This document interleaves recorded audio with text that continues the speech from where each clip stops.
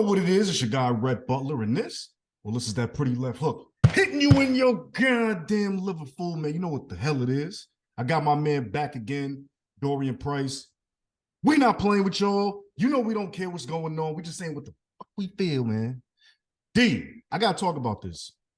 My brother, let's go. First of all, I appreciate you putting our strip club shenanigans on blast. I got a good reception, man. Thank you very much. Hey, yo. You know, we ain't gonna talk about no more titties today. Of course. Allegedly. You know? Nah. You never know, though. Never know, but I do want to talk about Dana White because a lot of people are saying, they basically saying, talking out both sides of his mouth. They saying, how are you not gonna let Francis Ngannou fight Tyson Fury, but you talking about letting Jon Jones fight Tyson Fury only in the octagon? I mean, I want to talk about this, man. This double standard. You're a fighter. You know, what do you feel about when people are trying to play with your check? Like, if you want to go do something, how you gonna tell somebody he can't do it, but another guy you cool with he can go do it? What do you think about this? Right. Man, I feel like, Dana wants the bag and he wants all the bag. And he realizes if he goes into that world of boxing, you know what I mean? He's playing with bigger sharks than even he is, you know what I mean? And he's not going to get that lion's share of everything. So he need to make sure he get that lion's share or whatnot. I think it's a little bit silly to, it furthermore addresses the issue of fighters' pay because you look at all these fighters, boxers don't want it. Why would they want to jump to MMA? They get in the bag over where they are. MMA guys want to come to them. So that further indicates, the discrepancy in fighter pay. Because if these MMA guys were getting paid, a level that is justified for them, they wouldn't be wanting to go over to boxing. They would stay in their sport. The same reason boxers ain't trying to jump over to do MMA. They're good where they are. They're getting the bag where they are. So, I think Dana might want to leave it alone because he's touching the issue that's going to bring some heat to himself that he might not want to address. I know Dana, likes smoke and stuff, but he might be digging himself his own a hole too big for himself. I think it's interesting because it seems like there's the rules and then there's the Conor McGregor rules. You know what I'm saying? Like this guy can go like Mayweather. It's good, no issue. Everybody gets paid. It becomes this big thing. Still the number 2 biggest pay-per-view in boxing history. But anybody else wants to go do their thing, it's a problem. We talk about every single issue that could be involved, or he just flat out says the people don't want it in the same way that they wanted that. How much of this is really just about him as a person, either being a hater or, wanting control? And how much is it about the fact that the people might not want to spend that bread in the same way they wanted to spend that bread on Conor versus Floyd? I think a lot of it is a combination of all three. I think a lot of it is him being a hater. I think a lot of it, I don't know what kind of all the particulars. I mean, you in the boxing world, so you might know better the type of deals that Mayweather had. You know what I mean? I don't know how much Al Heyman was involved with that sort of promotion. I know Dana and the Mayweathers go back a while, so I don't know what kind of things they kind of put together. I feel it's a little unfair. You got Conor saying he Conor basically do whatever he wants. I mean, we all see he likes to tweet during coke hours, and nobody seems to have a problem with that. He can basically have the USADA people come over while he doing lines of blow, and they just gonna overlook that part. If he even is in the USADA pool anymore, but you gotta let these guys. I mean, like I said, it points to a bigger issue. The bigger issue is, look, NFL players ain't trying to go play in the NBA. NBA ain't trying to go play in the MLB. MLB isn't trying to play in the NHL, and the whole circle goes on because they're all comfortable getting the money that they're getting. Only in the sport of MMA are we trying to jump to another combat sport. And a combat sport of, you don't see them jumping to the combat sport of Muay Thai, which would essentially be better for them because they're used to at least kicking these punches and elbows because they already do it. Why? Because they know good and well, what are you going to get? In Muay Thai, we fighting for damn near chicken box and a half. If you're from Baltimore, you'll get that analogy. Man, that's every hood in America. They know about that. You know what I'm saying? Did they know about the half? They know about the half. Yeah. But, so they're not trying to jump to that. Why? Because they know good and well. Why would they take a step down in pay? They want to go to boxing because they know that's how they're going to get that real money. And going back to what I said, you know, it just shows a kind of a hypocritical stance from his point to not let guys do that. Meanwhile, he's over there promoting bitch slap. A power slap. Bitch slap. Or whatever you want to call it. Yo, what you think about the bitch slap? I mean, the power slap. What you think about the bitch slap? I think it's, hey, look, I'm long since gone from the UFC, but I do have a lot of friends and guys that I work with and train that are in it. And I feel a little disgusted for them because they're being promoted, and you got people over here just pimp slapping each other, you know, getting money when this should be going, you know what I mean? He's putting a lot of push behind that. When you got fighters over there, some of which are working another job, most of them are working another job, some of which are literally fighting for free, which the fans don't understand. If I'm fighting for 10 and 10, which is now the entry level for a UFC contract, let's say you lose, that's 10,000 right away. Uncle Sam, he's the biggest mafia on the planet. He getting his cut immediately. So then you down. You figure you're gonna have a coach, more than one coach, because MMA is such a complete sport. So 3 coaches, boom, you cutting that down even more. Don't have a wife or girlfriend or something that you really care about, boom, now it's cut down even more. Kids, cut down even more. Now I ain't even talked about car payments or the potential of rent. So you can end up fighting and your check might come where you get nothing or you owe money. If you lucky, you walk away with 1,000. That's if you lose. You know what I mean? That's if you lose. If you win, it ain't much better for an entry level. Right. So to see them promoting something like Power Slap, come on. We all know Iceberg Slim and some of these pimps got a mean pimp hand. But you know what I mean? Are we paying them? Nah, they not paying them. They like, matter of fact, they pimp slapping. Right. But yo, did you see Tim Sylvia is doing the bitch slap thing now too? Tim Sylvia, remember Tim Sylvia? I've seen that. Yo, I've seen that. Yo, he was that dude. That's a big dude. I used to work Tim Sylvia fights. That is a big guy. He smacked, and he looks bigger. Like he got a little heavy with it. He slapped dog shit out of somebody. That fool was out. I was like, damn, Tim Sylvia on this now? I know Mark Coleman is involved with that. What does that do for his legacy? What's that now? What does that do for his legacy? The fact that he's even doing this. This was a heavyweight champ. This dude for Randy Couture. Like, now you bitch slapping? Nothing for his legacy. As a matter of fact, it goes back to my original point. It's just further showing that, you know, these guys are getting retired now, you know, and they don't even have the money. Now, if they're blowing their money, that's one thing. But these guys aren't even making money they can even really put away and do these type of investments and play smart. Right. So it doesn't do nothing for his legacy. It just shows he need the coin that much that he willing to do, you know, bitch slap. Damn. This is crazy, man. I swear you would bitch slap somebody for no bread. Yeah, I would. It might have happened too, but I don't know what the statute of limitations. Somebody out here called a Dorian Price bitch slap, and it wasn't no rules, wasn't no TV. Allegedly, you felt that hand. It was a bad day.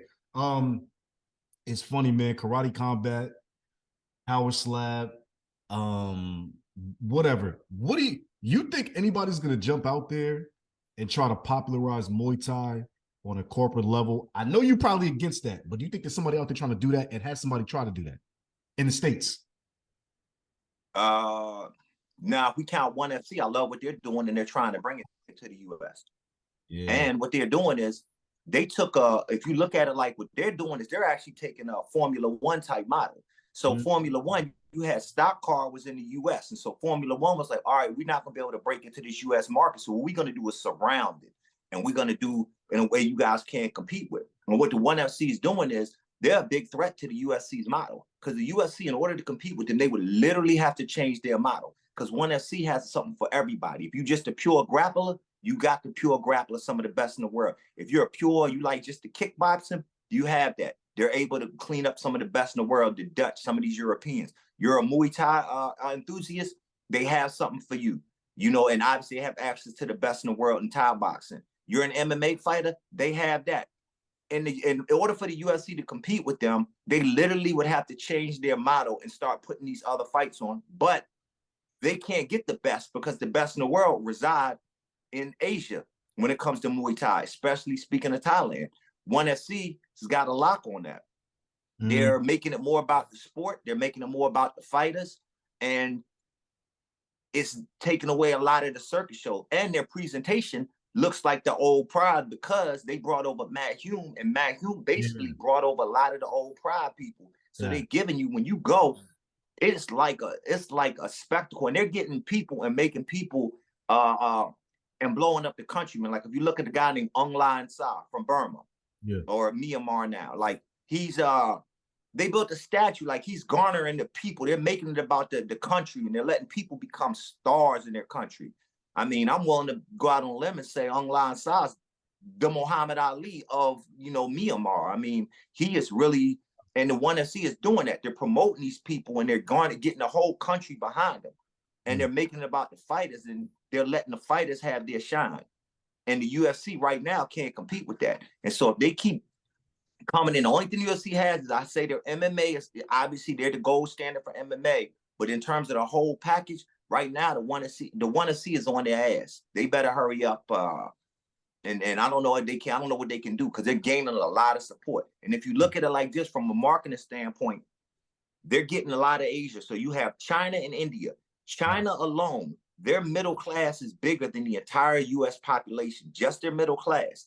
India, which because all these tech companies, whenever you call on the phone or your computer, you want to get it fixed, they're sending you to a call center in India. Because we've outsourced jobs like that, we have created a middle class for them, and their middle class also is bigger than the entire U.S. population. So if you just get those two markets alone, even just one of them, you have a bigger fan base than the entire U.S. that can get. And that's where you're starting to see the UFC starting to push to get more of these international fighters, do more international shows, because I think they feel that heat. But right now, the ONE FC is, and me living in Asia for such a long time and knowing a lot of the personnel up there, they're doing big things in the ONE FC, big things.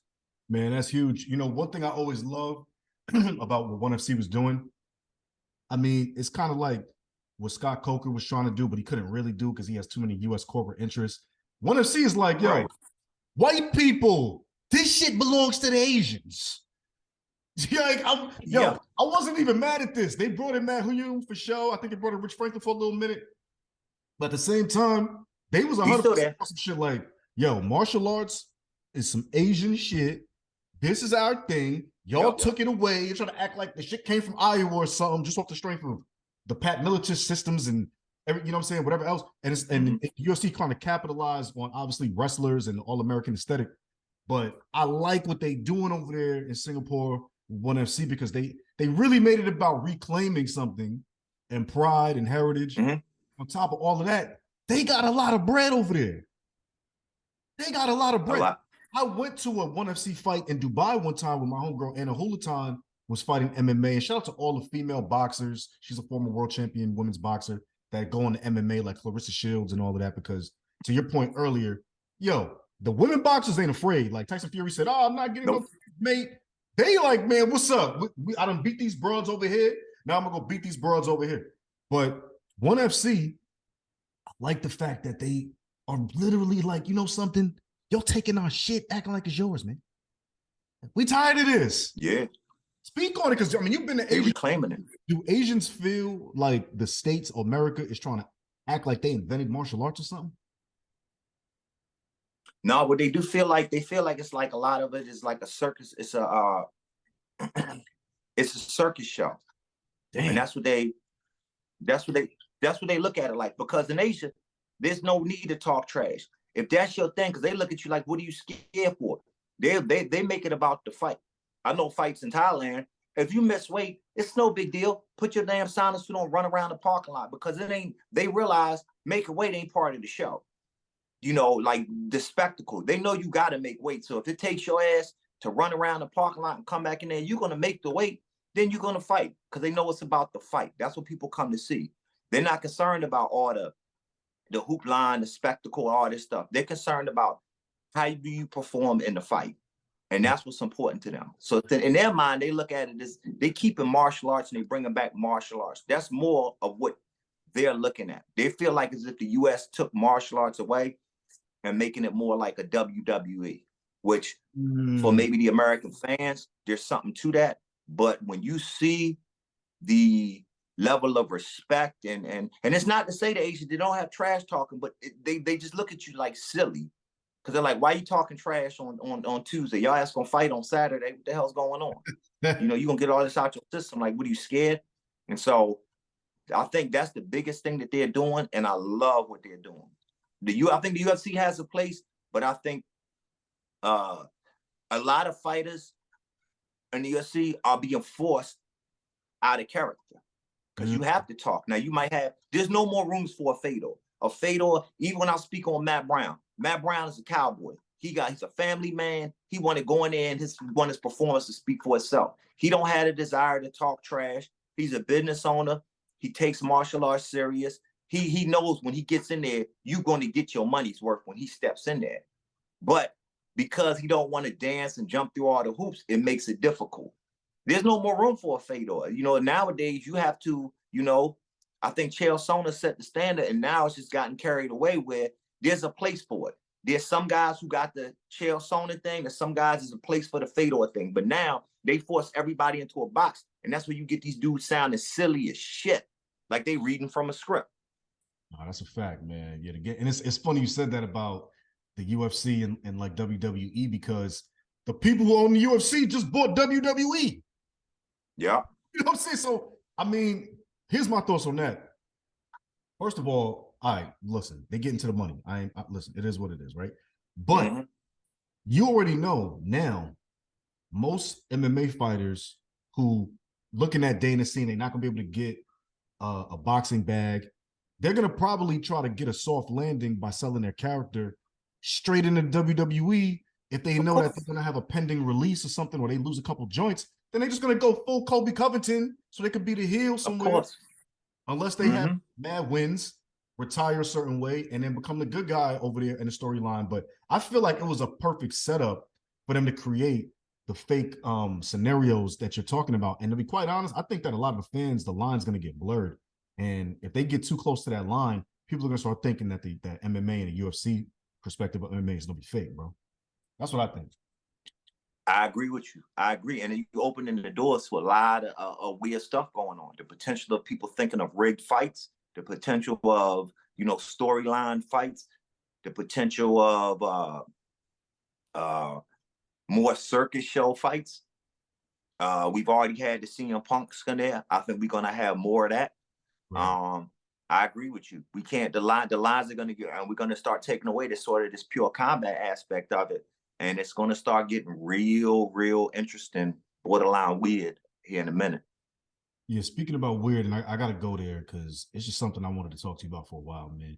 Have you ever known, or do you know, or have you ever met Israel Adesanya? Never.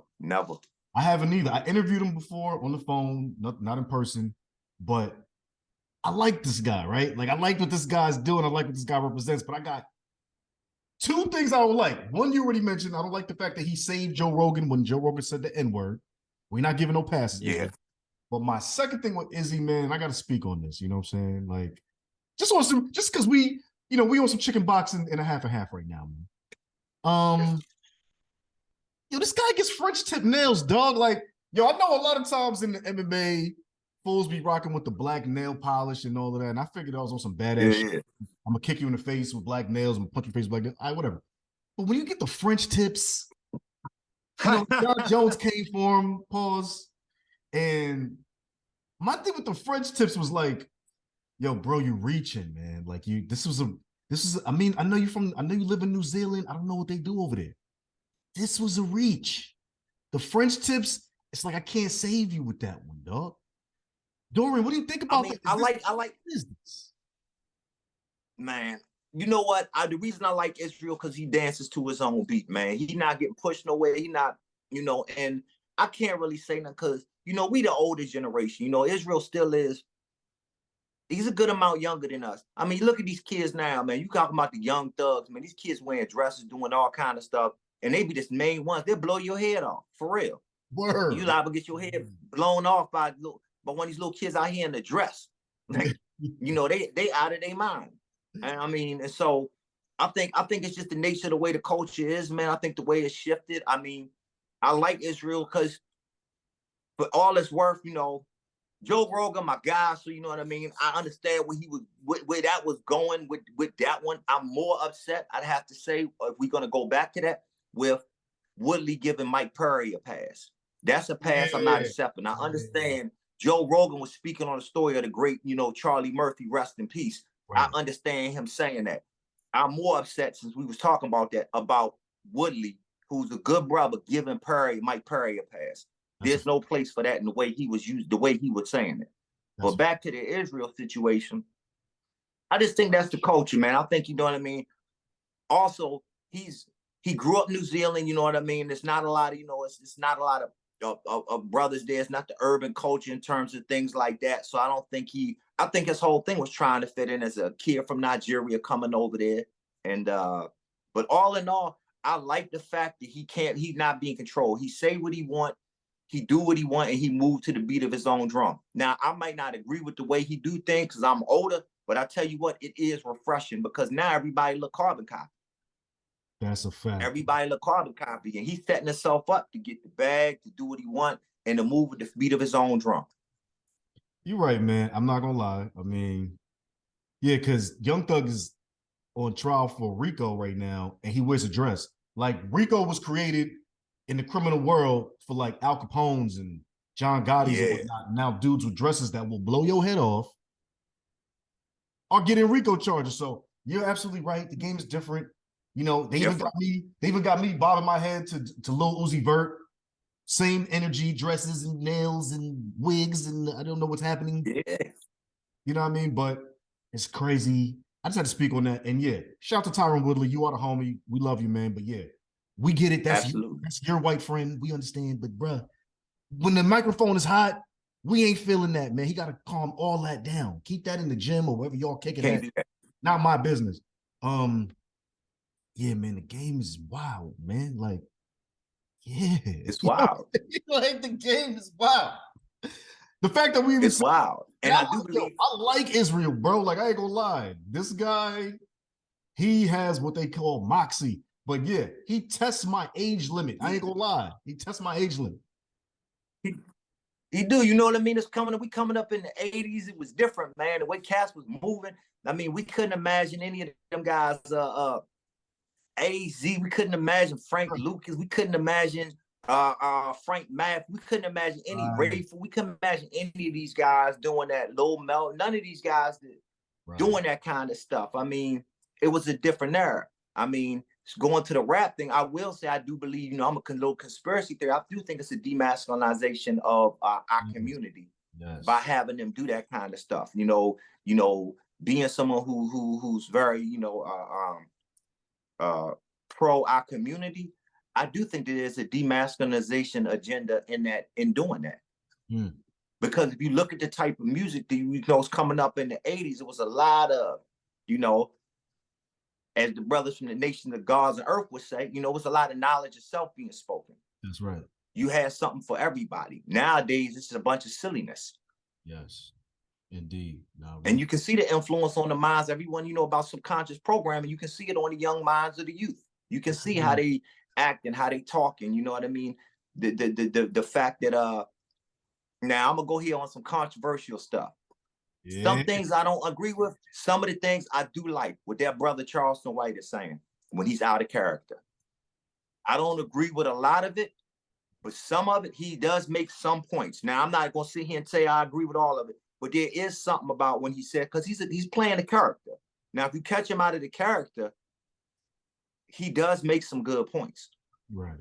And what's going on in the community. I mean, you think about it. We make a rap song and we talking about kill, kill, kill, shoot, blah, blah. Who we talking about kill? Hurting. Our own. Nice. Yeah, I'm not. But don't let me go too far down that rabbit hole, man. I know that's that dude is polarizing to me, man. Like I like what he does with his advocacy for the youth and you know what I'm saying, and all of that stuff in the community, but his character goes in realms that are very disrespectful. Like, gotta relax, Charleston White. Sometimes we coming from people's kids. He be going crazy talking about people. I'd be like, yo, you gotta chill. You know what I'm saying? But I get it. The internet is the new platform for everybody. Everybody got a microphone. Yeah. Going in and all of that. And then last thing, Dorian, Terrence Crawford, Errol Spence, people acted like it was never going to happen. People acted like these guys were going to duck each other. And they said July 29th, they getting it in Vegas. This is looking like fight of the year, but not only fight of the year, might be even fight of the decade by some people because of where they're at in their careers. What do you think about this fight? What's your prediction? I love it. I love it. And I'm a Terrence Crawford fan. I think it's what boxing needs. It kind of reminds me of that era where you had the four kings, where you had was it Duran, Hagler, Hearn, Sugar Ray Robinson. I mean, you had all these great Sugar Ray Leonard, excuse me, all these great guys in this thing. And it's coming back to that. This is what boxing needs. I'm never gonna pick against Terrence Crawford because he reminds me of a modern day marvelous Marvin Hagler. The way he switches stances, his aggressiveness, his finishing mentality. I think it's great. There's a lot of fights to be made. I'm gonna say this though: Devin Haney needs to stay far, far, far away from Tank because the amount of left hands he got hit with by Lomachenko, he can't take them from Tank, man. He gonna wake up in the hospital. Man, first of all, but I think we looking at a great era in boxing right now, a great era, especially in that division, because you're not too far off where these guys can move up a little bit, come down a little bit, make the type of fights that we need to see to save the sport, to keep the sport at where it needs to be. Thanks. I'm loving it. I'm loving it. I'm loving it too, man. And I co-sign. Who you got predicted for that though? Yeah, I co-sign everything you said, man. I'm a Terrence Crawford fan. I'm always with the underdog most of the time. And by the way, I've interviewed Errol Spence, his father, multiple times in person. Great guy, great team. You know what I'm saying? I just think Terrence Crawford is just a half a step better. You know what I'm saying? Like, I just think he's going to download information quicker. I just think that Terrence likes being the underdog. He relishes in the fact that you're going to overlook him because you think he's small. And I think he's going to be able to do what he's supposed to do. And I think that's it. But it's interesting because the betting odds actually has Crawford as the favorite. And I thought that was interesting because Errol Spence box office. You know what I mean? He's made more money at the pay-per-view level than Terrence Crawford. Everybody says Terrence never fought nobody. And Errol Spence has arguably fought all the names people know. Danny Garcia, this one, that one. Obviously, they both fought Kell Brook. But, you know, he just fought Dennis Ugas, who did his thing. So I'm loving the fact that they're doing this fight first and foremost, but I will say that, yeah, Crawford got it. But this is what I'm going to say now. I don't know if you heard this, but Crawford said after he dusts up Errol Spence, he's saying, you know what, even though he want to go to 154 and get Jamal Charlo, he's saying he want to go see Tank, bro. Ooh, he's saying he want to see Tank. What you think about that, man? Coming from Baltimore, I mean, I love Tank. But it's hard to go against Crawford. And if that fight happens, man, we talking about a super fight for the ages, man. That's hard, man. You know, being from Baltimore and you know what I mean, and having family that a lot of people around Tank, the older ones, you know, I still, man, putting my coaching cap on.